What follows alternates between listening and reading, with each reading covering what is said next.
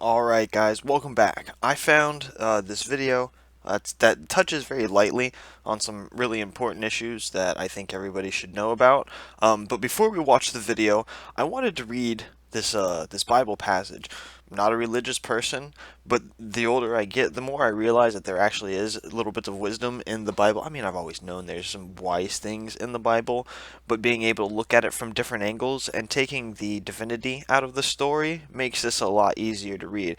And this has always been a passage I've found really interesting because it's the only time in the Bible where Jesus ever gets anywhere close to violent, right?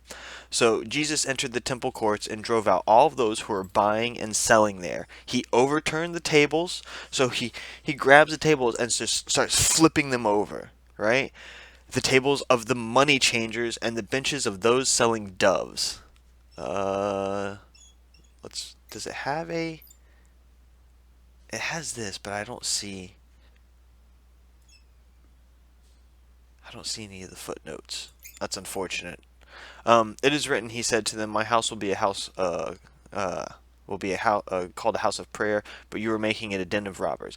What I'm really interested about is the people he's upset at, the money changers, right? Money changers is a person or organization whose business is the exchange of coins or currency of one country for that of another. This trade was a predecessor of modern banking. That right there. The, the money changers are basically banks. They are also the people who lent money. There is a word. It's called usury. Usury. An illegal action or practice of lending money at unreasonable high rates of interest. That is another word for money changers in certain versions of the Bible. So Jesus had a problem with people. Jesus had a problem with the banks and them having a system of credit. The two major problems that we have in America that affect our economy and our finances are fractional banking and compound interest, right? So fractional banking is a system where if you start a bank today, right, and to keep the math simple, if you have $100 you say you have $1 million of hard currency, right? You then, as a bank, have the ability to loan out 10 times that amount of money. So you are creating money out of thin air, right? And then compound interest is it's just it's interest, but it compounds itself. So if I borrow $1,000 and I have a 20% interest rate, but that interest rate compounds, so the next month I owe $3,000 plus 20%, right? Well, then the following month after that, it's going to charge me 20% on the total, not on $3,000, right? So now $3,000 becomes $3,600, and then that month I'm charged 20% of 3,600. So if I don't continuously keep my debt low, the interest rate is just going to constantly skyrocket it up to the point I will never be able to pay it. Now let's watch this so you guys can get an understanding. This is fundamental, and I never hear any political party talk about this. I don't hear the wokers talk about it. I don't hear any of them talk about it. This cult has achieved economic dominance on an ever more extreme scale, thus dominance of the choices and freedom of the population, by creating a situation in which they can lend money that doesn't exist, called credit, to the population and then charge interest on it, and taking as collateral wealth that does exist, land, resources, homes, businesses, and if the population doesn't pay back the credit money that is a figment of the imagination created out of nothing basically, then the people issuing the credit, i.e. the banking system owned by the cult, gets your wealth that does exist. And through the generations, this exchange of non-existent theoretical money called credit for real wealth and resources has sucked the wealth of the world into the hands of the few.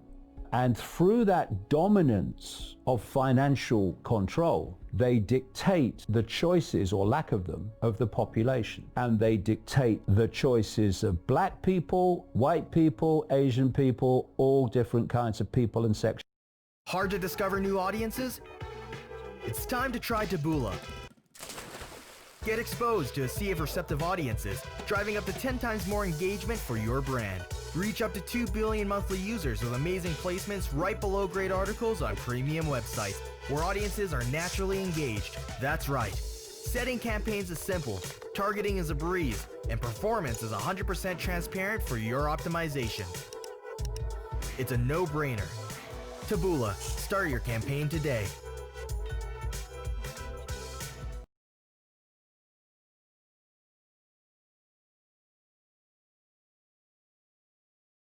Sexualities. Why are governments borrowing money from private banking systems and the population paying interest upon that borrowing? Why aren't the governments issuing their own currency interest-free and lending it to the population interest-free to go about their commerce and go about their lives, creating opportunities and choices that they wouldn't otherwise have? Why are we allowing a privately owned, in the end, by a tiny few people, banking system to issue non-existent credit money and then be able to take the wealth of the people if they don't pay it back? And there's another thing on this. The same people that lend the money, the credit, dictate if the economy goes up or the economy goes down.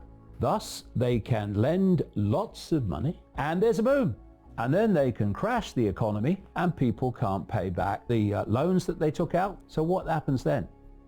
Those that have lent the non-existent credit and crashed the economy can then suck up all the wealth that was put as collateral for the non-existent money. Now, what we're going to see in relation to what I've just said is a frenzy of repossession of properties. A frenzy as the cult, which owns the banking system, sucks up more of the wealth and resources of the world because of a pandemic hoax that crashed the world economy, which the ones that control the banking system were behind. Because the same people, the same cult that's behind the banking system, if people want to focus on how we get our freedom back, then private banks lending money at interest, non-existent money called credit, has to end, or at least it has to be an add-on. We need a system, not a communistic system, but a system where governments are able to issue the currency interest-free.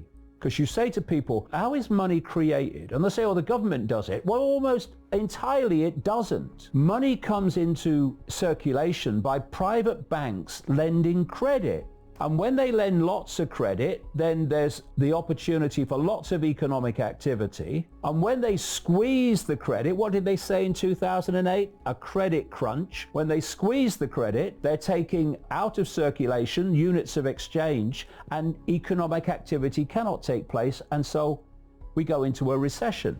And this cult, via the banking system and via this system, is constantly dictating when it goes up and when it goes down. Because what their masters are making it go up and down, so they know when it's going up and down, and that an idiot could make vast amounts of money if you know when the economy and the stock market's going up and when it's going down. And this is how it works. Changing the banking system, taking control of our economic lives, our livelihoods, our choice out of the hands of private banks, that would change everything on the level that we are talking about. But no one ever talks about it politically. Why? Because Britain is a one-party state. We have a one-party state Labour Party, a one-party state Conservative Party. In America, you have a one-party state Republican Party, a one-party state Democratic Party. And these one-party groupings, all these major political parties, are ultimately controlled by the same network that controls the banking system. And because of that, the politicians controlled by those people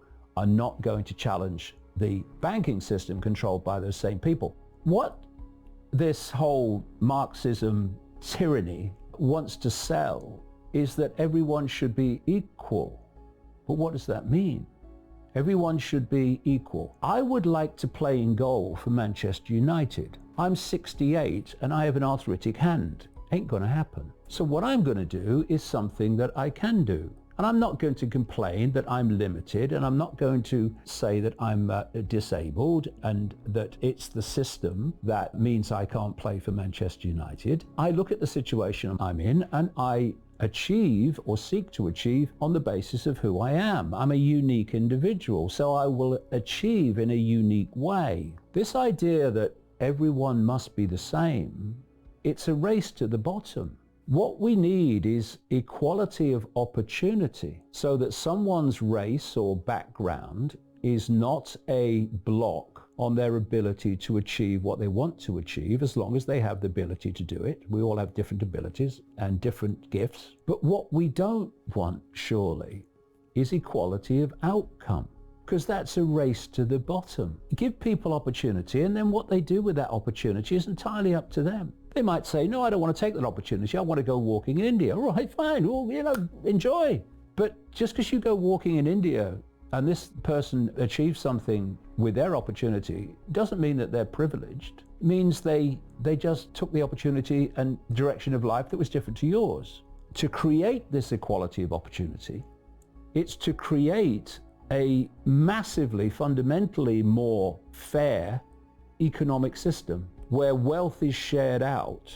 Doesn't mean everyone gets the same, because you take motivation and incentive out of life, it's a race to the bottom, because well, no matter what I do, it's still the same. So incentives are a very important thing. But what has happened in the system that we have is that it's been completely hijacked financially by a tiny few people. And I said earlier that freedom is actually choice.